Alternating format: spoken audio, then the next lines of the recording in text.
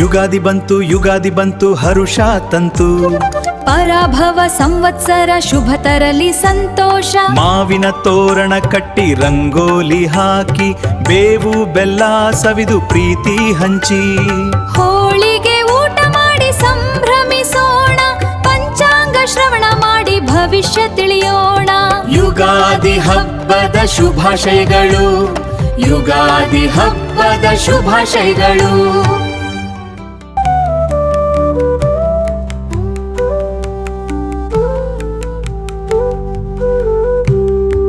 ಹೊತ್ತು ತಂದಿದೆ ಯುಗಾದಿ. 2026ರ ಪರಾಭವ ನಾಮ ಸಂವತ್ಸರ ನಮಗೆ ಏನು ತರಲಿದೆ? ಈ ವರ್ಷದ ವಿಶೇಷತೆಗಳೇನು? ಬನ್ನಿ ಇಂದಿನ ವಿಡಿಯೋದಲ್ಲಿ ಸಂಪೂರ್ಣವಾಗಿ ತಿಳಿಯೋಣ. ಈ ಬಾರಿ ಯುಗಾದಿ ಹಬ್ಬವು ಮಾರ್ಚ್ 19 ಗುರುವಾರ ಬಂದಿದೆ. ಪಂಚಾಂಗದ ಪ್ರಕಾರ ಈ ಹೊಸ ವರ್ಷದ ಹೆಸರು ಪರಾಭವ ನಾಮ ಸಂವತ್ಸರ. ಈ ವರ್ಷ ದೇವಗುರು ಬೃಹಸ್ಪತಿಯೇ ರಾಜನಾಗಿದ್ದು ಸಮಾಜದಲ್ಲಿ ಜ್ಞಾನ ಮತ್ತು ಧರ್ಮದ ಬೆಳವಣಿಗೆಯನ್ನು ಇದು ಸೂಚಿಸುತ್ತದೆ.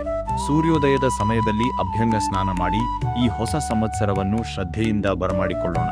ಪಂಚಾಂಗದ ಪ್ರಕಾರ ಪ್ರತಿ ವರ್ಷವೂ ಒಬ್ಬ ರಾಜ ಮತ್ತು ಒಬ್ಬ ಮಂತ್ರಿ ಇರುತ್ತಾರೆ. ಈ ವರ್ಷದ ರಾಜ ಗುರು ಬೃಹಸ್ಪತಿ ದೇವಗುರು ರಾಜನಾಗಿರುವುದರಿಂದ ವಿದ್ಯಾಭ್ಯಾಸ, ಬ್ಯಾಂಕಿಂಗ್ ಮತ್ತು ಧಾರ್ಮಿಕ ಕ್ಷೇತ್ರದಲ್ಲಿ ಭಾರತವು ದೊಡ್ಡ ಮಟ್ಟದ ಪ್ರಗತಿ ಕಾಣಲಿದೆ. ಈ ವರ್ಷದ ಮಂತ್ರಿ ಮಂಗಳ. ಇದು ದೇಶದ ರಕ್ಷಣಾ ವ್ಯವಸ್ಥೆ ಮತ್ತು ತಾಂತ್ರಿಕ ಅಭಿವೃದ್ಧಿಯಲ್ಲಿ ಕ್ರಾಂತಿಕಾರಿ ಬದಲಾವಣೆಯನ್ನು ಸೂಚಿಸುತ್ತದೆ. ಒಟ್ಟಾರೆಯಾಗಿ ಹೇಳುವುದಾದರೆ ಪರಾಭವ ಸಂವತ್ಸರವು ಸಮಾಜದಲ್ಲಿ ಸತ್ಯ ಮತ್ತು ಜ್ಞಾನಕ್ಕೆ ಹೆಚ್ಚಿನ ಗೌರವ ತಂದುಕೊಡುವ ವರ್ಷ. ಯುಗಾದಿ ಅಂದ ಮೇಲೆ ಬೇವು ಬೆಲ್ಲ ಬೇಕೇ ಬೇಕು. ಕಹಿ ಮತ್ತು ಸಿಹಿ ಜೀವನದ ಅವಿಭಾಜ್ಯ ಅಂಗ ಎಂಬುದು ಇದರ ಸಂದೇಶ. ಆದರೆ ಇದರ ಹಿಂದೆ ವೈಜ್ಞಾನಿಕ ಕಾರಣವೂ ಇದೆ.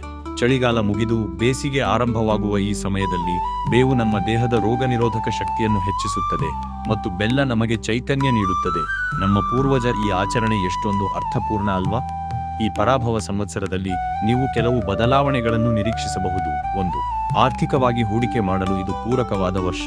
2. ಶಿಕ್ಷಣ ಕ್ಷೇತ್ರದಲ್ಲಿರುವವರಿಗೆ ಉತ್ತಮ ಅವಕಾಶಗಳು ಸಿಗಲಿವೆ. 3. ಆಧ್ಯಾತ್ಮಿಕ ಚಿಂತನೆಗಳು ಹೆಚ್ಚಾಗಲಿವೆ. ನಿಮ್ಮ ರಾಶಿಫಲ ಏನೇ ಇರಲಿ, ಸಕಾರಾತ್ಮಕ ಯೋಚನೆ ಮತ್ತು ಪರಿಶ್ರಮದಿಂದ ಈ ವರ್ಷವನ್ನು ಅದ್ಭುತವಾಗಿ ರೂಪಿಸಿಕೊಳ್ಳಿ. ಗೆಳೆಯರೇ, ನಿಮ್ಮ ಮನೆಯಲ್ಲಿ ಯುಗಾದಿಯ ತಯಾರಿ ಹೇಗಿದೆ?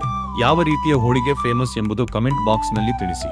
ಈ ಮಾಹಿತಿ ಇಷ್ಟವಾದರೆ ವಿಡಿಯೋ ಲೈಕ್ ಮಾಡಿ ಮತ್ತು ನಿಮ್ಮ ಆಪ್ತರೊಂದಿಗೆ ಶೇರ್ ಮಾಡಿ. ಇಂತಹ ಮತ್ತಷ್ಟು ವಿಶೇಷ ವಿಡಿಯೋಗಳಿಗಾಗಿ K25WORLD ಅನ್ನು ಈಗಲೇ ಸಬ್ಸ್ಕ್ರೈಬ್ ಮಾಡಿ.